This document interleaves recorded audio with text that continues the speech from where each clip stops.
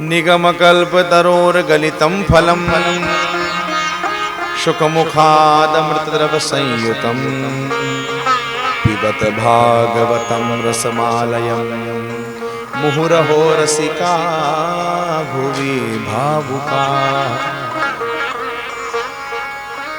हे रसिको, हे भावुको, आओ, ये अखंड प्याऊ लगाई गई है आपके लिए।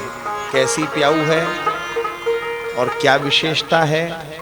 तो कह रहे हैं कि निगम कल्प तरोर गलितम फलम, ये वेदों का पका हुआ फल है, वेद रूपी कल्प वृक्ष का पका हुआ फल है जो भागवत है।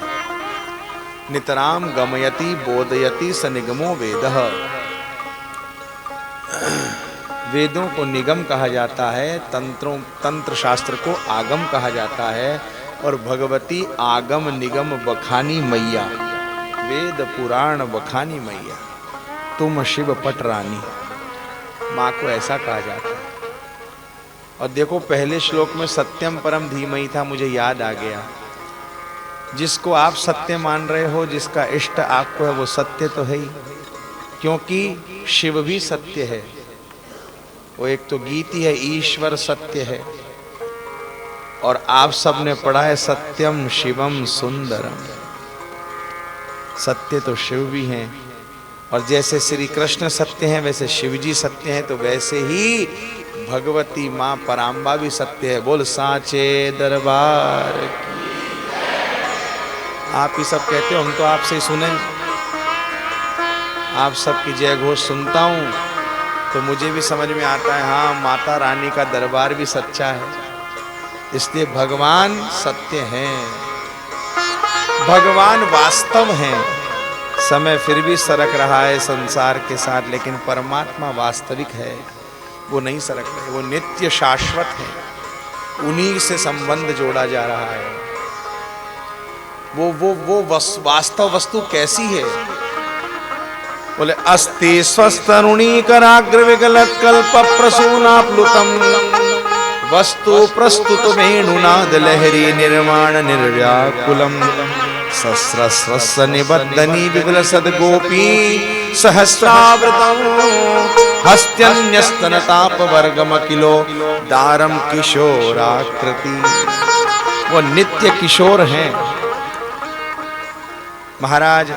जिस समय भगवान इस ब्रजमंडल में अपने एक पांव से दूसरा पांव मोड़ करके खड़े होकर के अपनी उंगलियों पर, अपने कर कमलों पर, उंगलियों पर जब वेणु निनाद करते हैं, उससे वेणु बजाते हैं, उस वेणु को अपने अधरों से लगाते हैं, तो महाराज आकाश मंडल के ऊपर जो मेघ हैं, उन मेघों के ऊपर भी विचरण करने वाली अप्सराएं उनका दर्शन करके उनके ऊपर नित्य पुष्पों की वर्षा करने लगती हैं। और जब उन अप्सराओं ने पुष्पों की वर्षा करना प्रारंभ किया तो पहला पुष्प आकर के ठाकुर जी के कर कमल में अटक गया, दूसरा पुष्प ठाकुर जी के आकर के महाराज कंधा पर अटक गया, तीसरा पुष्प आकर के भगवान के बंसी के मोड़ पर अटक गया, चौथा पुष्प आकर के भगवान के कटी पर जो पटका बंधा है उस पटका में जो गांठ लगी है उस गांठ में आकर के अटक गया, पांचवा पुष्प आया तो वो भगवान के घुटवन पर टिकना चाहता था, लेकिन भगवान के चरणन पर घुटवन पे लगे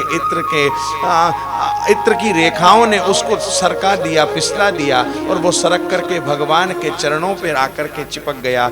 और पुष्प गिरा तो महाराज वो भगवान के दूसरे चरण पर आकर के टिक गया, एक पुष्प गिरा तो भगवान की एड़ी पर आकर के टिक गया, एक पुष्प गिरा तो महाराज भगवान की जो उंगलियां, कोमल कोमल उंगलियां जो लहरा रही थी उस बांसुरी पर, उनमें आकर के फंस गया।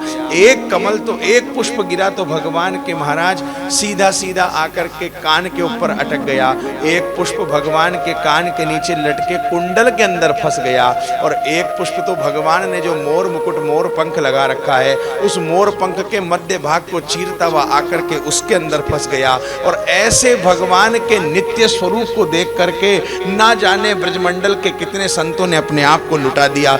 यही है वास्तव मूर्ति, सत्य परमात्मा। तो ऐसे भगवान का दर्शन आपको ब्रज 84 में हो जाए, मौज हो जाए। ये नित्य भगवान है, ये किशोराकृति है।